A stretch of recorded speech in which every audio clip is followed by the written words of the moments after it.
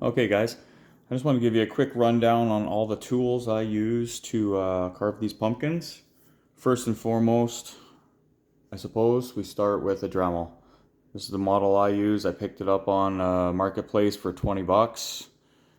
Came with a flex shaft attached to it already, which is great. I went and ordered keyless chucks from Amazon. They're pretty cheap there.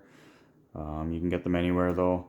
You'll also notice I have a lanyard hanging off the back of the Dremel there. I actually use that to hang around, wear it as a lanyard. I hang it around my neck so the weight of the Dremel is not necessarily on my wrist. Once you start carving for a while, you'll notice the weight starts adding up even if you are using the flex shaft. Enough of that.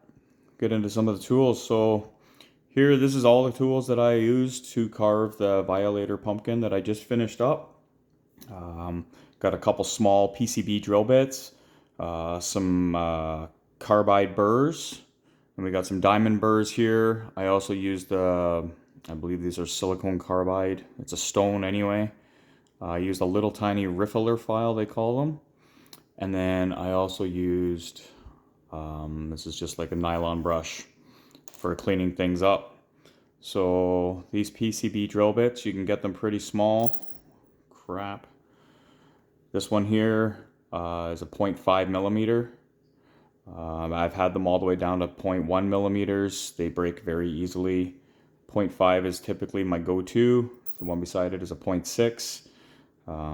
The box I bought on Amazon was 30 or 50 bits, something like that, from 0.5 to 0.9. These here are just some really small carbide burrs.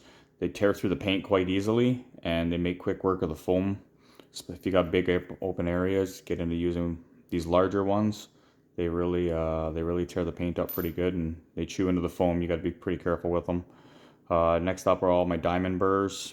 Not all of them, but a lot of them. Different size ball heads, and then different flame tips. So I have a pointed flame tip and a blunt flame tip. And then this is just, I guess you would call it a needle point. I don't get into using these ceramic stones very much, or whatever they are, silicone carbide or something. They're just too big. I find they're too big, they're too hard. If you got large areas, they're great.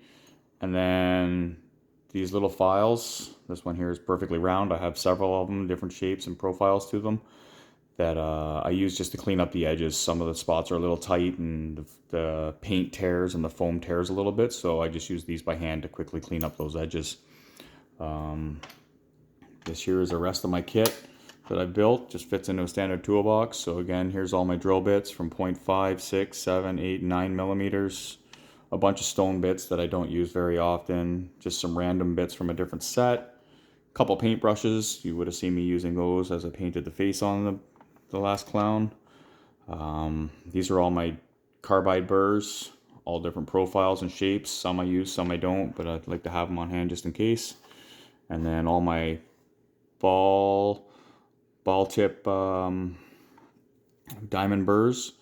I actually ordered a nail kit for aesthetics, and they come with different grits. So I believe the red is 120 and the blue ones are 150. I typically use the blue ones, the red ones tear it up. Or maybe it's reverse, maybe the red ones are finer. But yeah, those are all my tools. I have a couple 1/32 drill bits as well, just in case. They tear things up really quickly too, if you want to make fast work. And then repair tool, crazy glue. Just get it at the dollar store. If you need to glue a piece back in or glue something back together, it works really well. Anyway, that's my rundown. If you have any questions, just shoot me a message.